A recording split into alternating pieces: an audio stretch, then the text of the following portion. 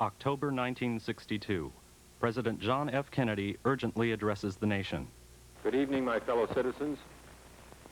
This government, as promised, has maintained the closest surveillance of the Soviet military buildup on the island of Cuba. Within the past week, unmistakable evidence has established the fact that a series of offensive missile sites is now in preparation on that imprisoned island. It shall be the policy of this nation to regard any nuclear missile launched from Cuba against any nation in the Western Hemisphere as an attack by the Soviet Union on the United States, requiring a full retaliatory response upon the Soviet Union.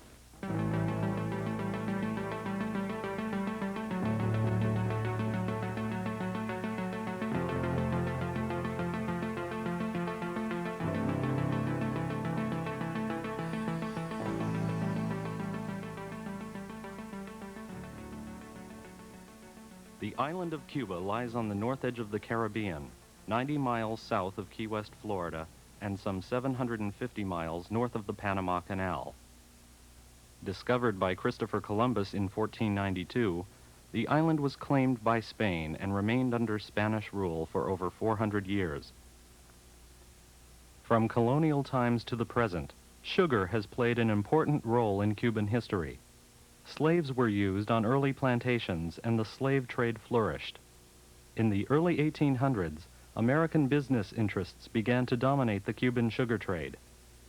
This lucrative commodity and Cuba's proximity to a proposed Central American canal made closer ties to the island increasingly important to American policymakers. Cubans, dissatisfied with Spanish rule, rose in rebellion in 1895. The yellow journalism of newspaper publishers like William Randolph Hearst created popular support in the U.S. for the Cuban nationalist cause and brought about a public clamoring for direct U.S. involvement in the war. The sinking of the U.S. battleship Maine in Havana Harbor in 1898 gave the McKinley administration the provocation it needed to involve itself in the Cuban rebellion against Spain. The Spanish-American War was quick, destructive, and one-sided.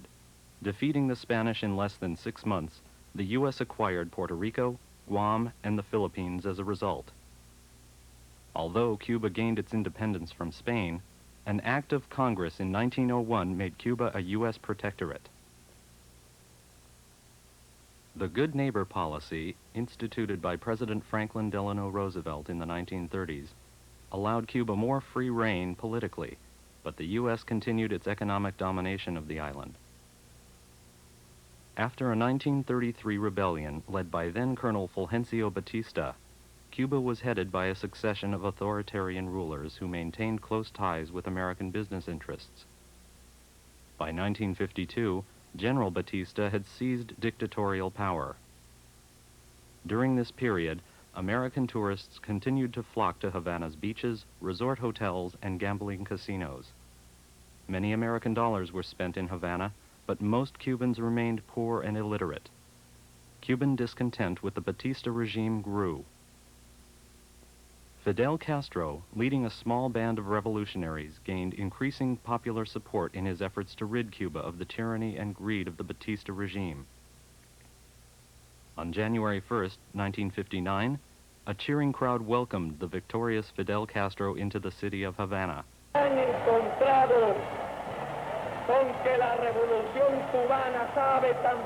Thousands of Batista supporters and other middle-class Cubans, fearing confiscation of their property by the revolutionary government, fled the island for exile in the U.S.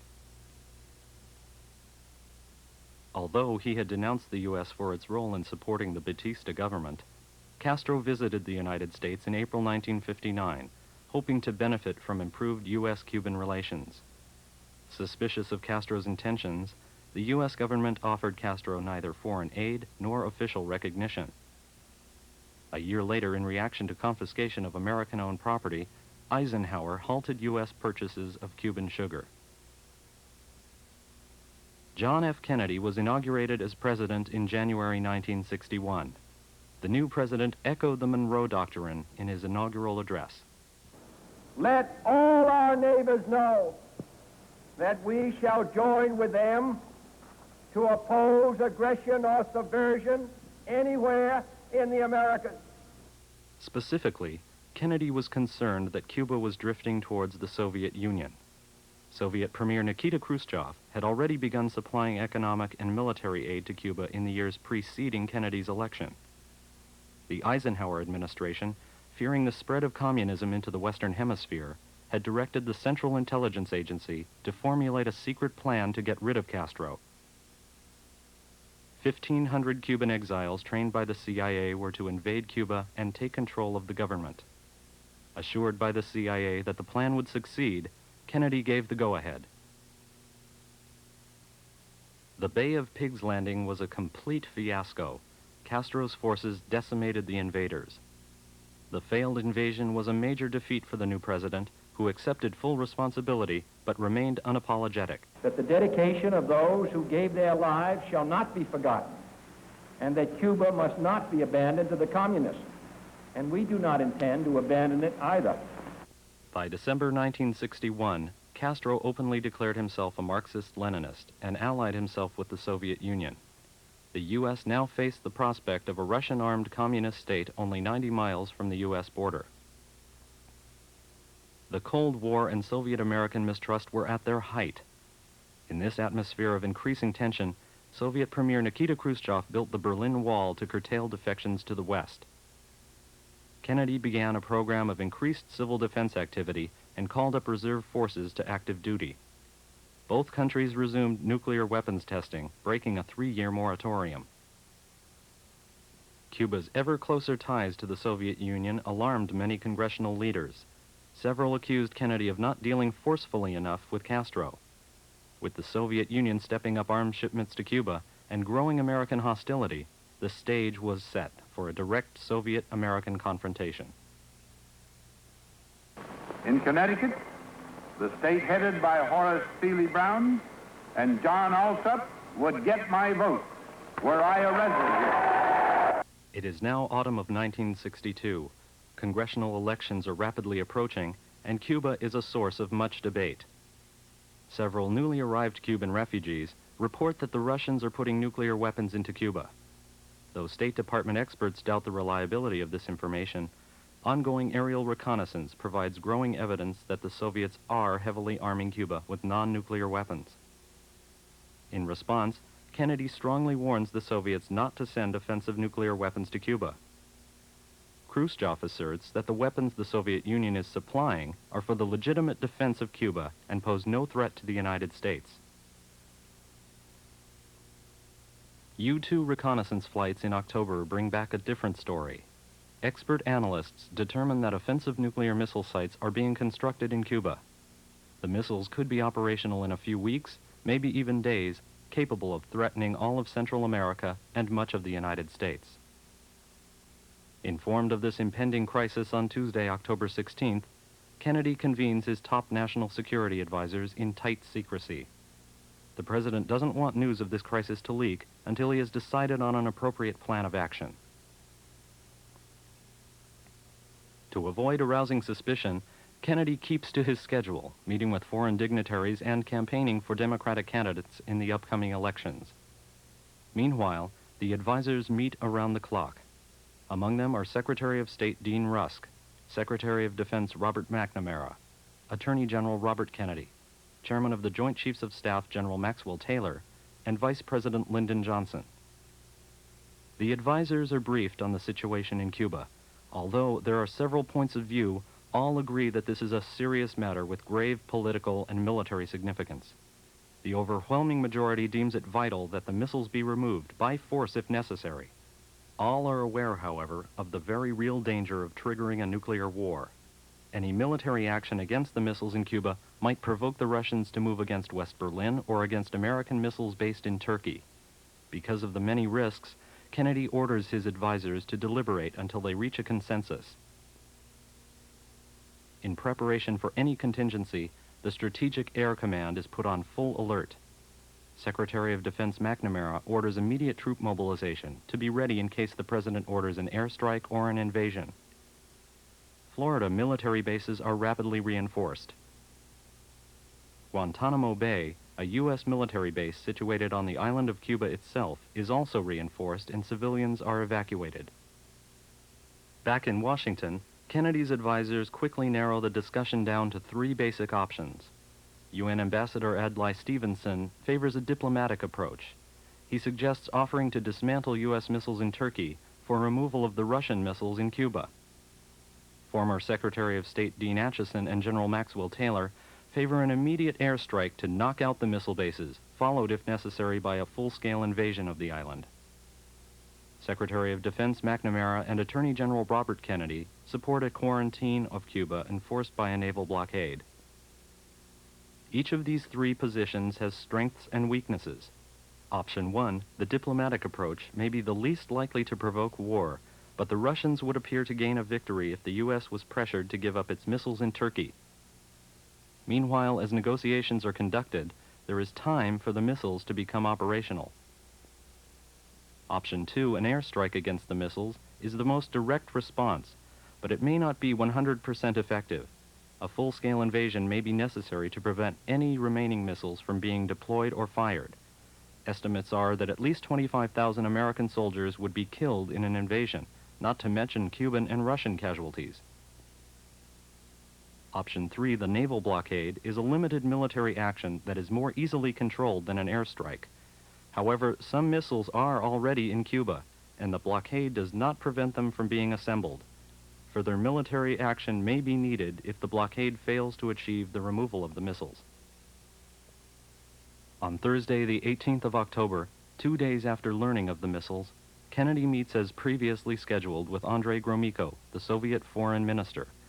Gromyko assures the president that only non-threatening defensive weapons are being sent to Cuba. The president decides not to confront the Soviet minister with his knowledge of the Cuban missiles until the U.S. has decided on a firm policy. That night, Kennedy and his advisors meet, but they are unable to reach a consensus.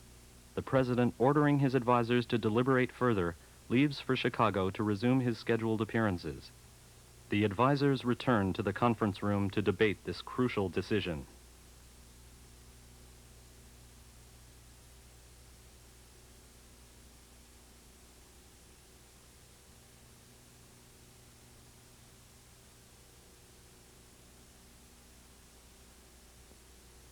By Saturday morning, October the 20th, the Executive Committee of the National Security Council has reached a consensus.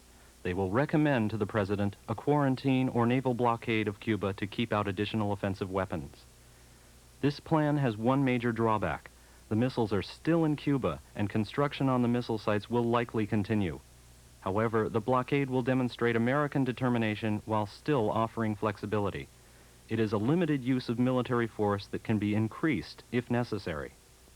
Meanwhile, through diplomatic pressure, the advisors hope that an agreement can be reached to remove the existing missiles.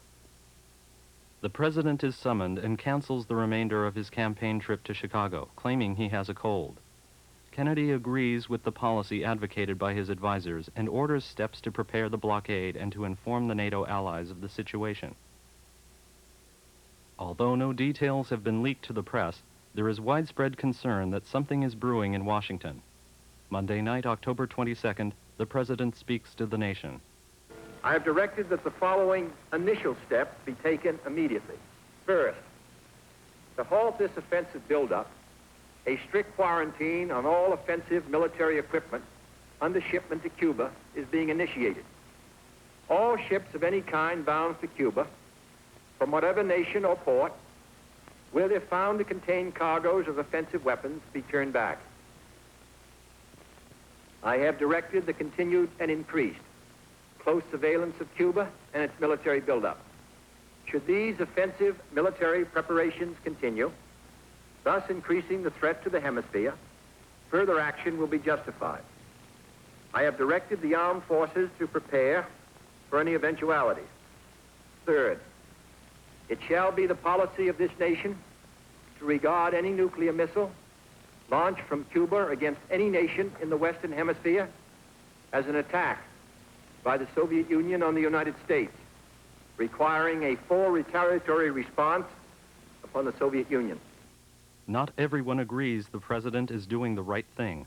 Bertrand Russell, the philosopher and peace activist, sends a telegram to the president calling the action desperate and madness.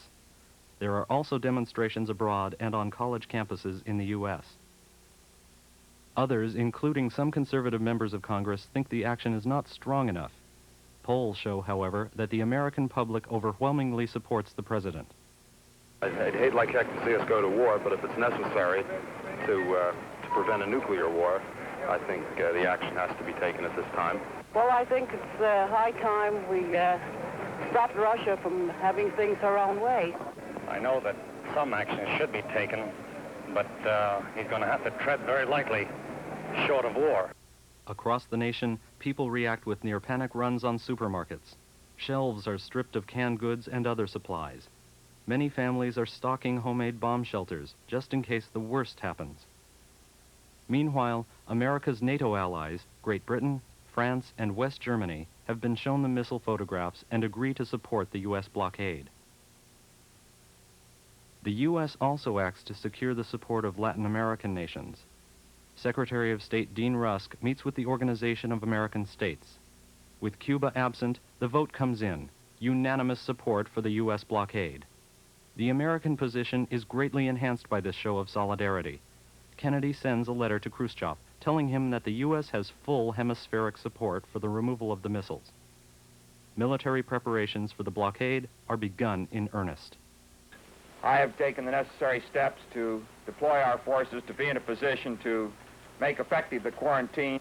The forces under my command, that is to say under the command of the President, are ordered to interdict, subject to certain instructions contained in the proclamation, the delivery of offensive weapons and associated material to Cuba. Those are the instructions we've been given. Those are the instructions we will carry out. The Navy deploys 180 ships in the Caribbean. Refueling in midair, B-52 bombers armed with nuclear weapons fly around the clock. Low-level reconnaissance flights show that work on the missile sites in Cuba is proceeding with great haste. The blockade is to begin officially on Wednesday, October the 24th at 10 a.m. Eastern Standard Time. Russian ships are rapidly approaching the quarantine line, and Russian submarines are sighted moving into the Caribbean. The blockade is originally set for 800 miles out from Cuba, but to give the Russians more time to consider the severity of the situation, Kennedy orders the blockade pulled in to 500 miles. Almost immediately at 10:25 a.m. Eastern Standard Time, 2 Russian ships approach the quarantine line accompanied by a submarine. The situation is very tense. The Americans fear they may have to fire upon a Russian submarine with untold consequences.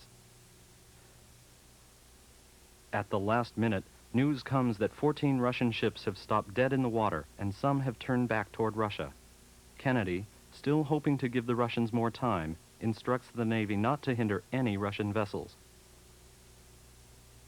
A tense moment. The chance of a direct U.S.-Soviet confrontation has passed, but the crisis is far from over. A few Russian ships continue in their course, but these are mostly tankers that are unlikely to be carrying weapons. The Americans decide to let a few ships continue unhindered to Cuba. So far, no ship has actually been boarded. Kennedy wants to show American determination, but without risking a direct confrontation with a Soviet ship. On Friday, October 26th, he chooses the Marukla to be the first ship boarded. It is truly an international ship, American-made, registered in Panama, flying a Lebanese flag, and carrying cargo from the USSR. There are no incidents during the boarding, and since the ship carries no contraband, it is allowed to sail on to Havana. Meanwhile, at the United Nations, diplomacy continues privately and publicly. UN Secretary General Outant writes to Kennedy and Khrushchev proposing a 2-week moratorium on the blockade to allow time for discussion. Khrushchev readily agrees, but Kennedy refuses, saying that this will allow time for the missiles to become operational. The U.S. is not silent in seeking diplomatic support. UN Ambassador Stevenson directly confronts Soviet Ambassador Zorin, who continues to deny the missiles' presence in Cuba. Do you, Ambassador Zorin, deny that the USSR has placed and is placing medium and intermediate range missiles and sites in Cuba? Yes or no?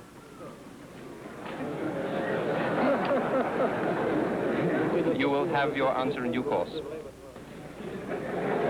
I'm prepared to wait for my answer until hell freezes over, if that's your decision. In a dramatic move that greatly influences world opinion, Stevenson publicly reveals U-2 reconnaissance photographs showing the presence of nuclear weapons in Cuba. Time is running short, and no response has yet been received from Khrushchev. Kennedy's military advisors are making preparations for an eventual attack on the missile sites. A preliminary date of Monday, October 29th is set for the initial air attack, to be followed the next day by a full-scale invasion if necessary. Continued flights over Cuba show that the missile sites are nearing completion. The evening of Friday, October 26th, Kennedy finally receives a reply from Khrushchev. It is an emotional letter offering to remove the missiles for a pledge from the U.S. not to invade Cuba. The Security Council finds no obstacles in this message. For the first time, the situation seems to promise a hopeful outcome. But before there is time to celebrate or to prepare a response to this letter, a second letter from Khrushchev arrives. It is cold and formal and demands the removal of nuclear missiles in Turkey aimed at Russia in exchange for removal of the Cuban missiles. The mood suddenly becomes gloomy. Kennedy's advisors wonder how Khrushchev could write two such contradictory letters. Kennedy feels he can't give in to Russian blackmail over the Turkish missiles, even though they are obsolete and scheduled to be retired. Yet, there is open speculation about whether it is worth risking nuclear war over a few admittedly obsolete missiles in Turkey. As if anything could further aggravate the situation, news arrives that a U-2 pilot, Major Rudolph Anderson, has been shot down over Cuba and is presumed dead.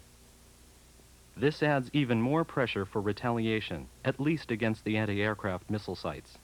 Any U.S. retaliation at this point, however, would be very provocative and could lead to disaster. The advisors focus on three major options. 1. Draft some kind of response to Khrushchev's letters, perhaps asking for clarification. 2. Agree to dismantle the Turkish missile sites in exchange for the Cuban missile sites. Or 3. Carry out an immediate airstrike or an invasion to eliminate the missiles. This Saturday is the tensest day of the crisis, as the future of the world may rest on this vital decision.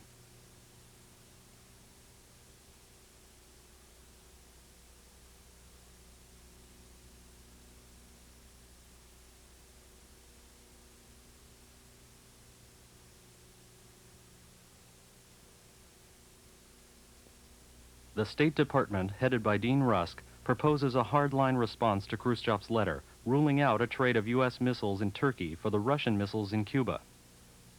Troubled by the negative tone of this response, Robert Kennedy suggests instead a tactic of emphasizing the positive. He recommends accepting the terms of Khrushchev's first letter, the one that only demands that the United States promise not to invade Cuba. This approach would virtually ignore Khrushchev's second, more hostile letter. After considerable debate, the President authorizes Robert Kennedy to draft an alternative response. The Attorney General favors mentioning the missiles in Turkey only briefly, suggesting that they are more properly the subject of a separate future agreement. The letter he drafts is revised by the committee, approved by the President, and transmitted to Moscow. Saturday evening, Robert Kennedy meets with Soviet Ambassador Dobrynin, and they discuss the message that has just been sent to Premier Khrushchev. During this meeting, the Attorney General hints that the United States is planning to dismantle the missiles in Turkey soon, but that they cannot be a part of a formal agreement. Their eventual removal, however, might allow Khrushchev to save face. Still, the mood is not optimistic. President Kennedy orders further troop mobilizations and sends letters to the NATO allies warning them that an invasion of Cuba seems imminent. Sunday morning dawns. Instead of disaster, news from Moscow brings unanticipated relief. Khrushchev has agreed in full to the terms of the President's letter. He has given an order to dismantle the missiles and to crate and return them to the Soviet Union. The crisis was over as suddenly as it had begun. Over the course of the next several weeks, the bases in Cuba were dismantled and the missiles returned to the Soviet Union. A devastating nuclear war had been averted. Within 4 months, the U.S. removed its outdated missiles from Turkey. America and the rest of the world returned to a normal pace. Hours of analysis would be spent on the crisis. How had we been brought so close to the brink of nuclear war? What steps had prevented the worst from happening? What could be learned from these events? After the world's closest brush with the dangers of nuclear war, a number of specific steps were taken to prevent a return to the brink. To improve communications in crisis situations, a hotline between the White House and the Kremlin was installed in 1963. In the same year, the Atmospheric Nuclear Test Ban Treaty was signed, the first of several nuclear arms limitation agreements. While these developments seemed promising, no enduring trust was achieved between the superpowers. Ironically, many experts believe that the Cuban Missile Crisis helped to accelerate the nuclear arms race, as the Soviets strove to overcome the military inferiority that had led them to accept Kennedy's terms. Both sides, however, seemed more wary about confronting each other directly. Instead, their hostilities have come to be played out in regional conflicts, like the Vietnam War, with each nation backing opposing sides. Other arenas include Angola, Afghanistan, the Middle East, and more recently, Central America. Is another confrontation like the one that occurred in Cuba possible today? In the case of the Cuban Missile Crisis, how was a nuclear conflict avoided? Two key factors led to a favorable outcome. One, the Kennedy administration took a firm stance to clearly communicate the seriousness of the situation. And two, the administration's policy was sufficiently flexible to allow the Soviets time to react without letting the crisis escalate uncontrollably. Future conflicts will present new challenges for the international community. Will we always be able to find the correct balance of firmness and restraint, or will we again be brought to the brink of nuclear war? The outcome may well depend on how we, as citizens and decision makers, learn to negotiate acceptable solutions to our conflicts.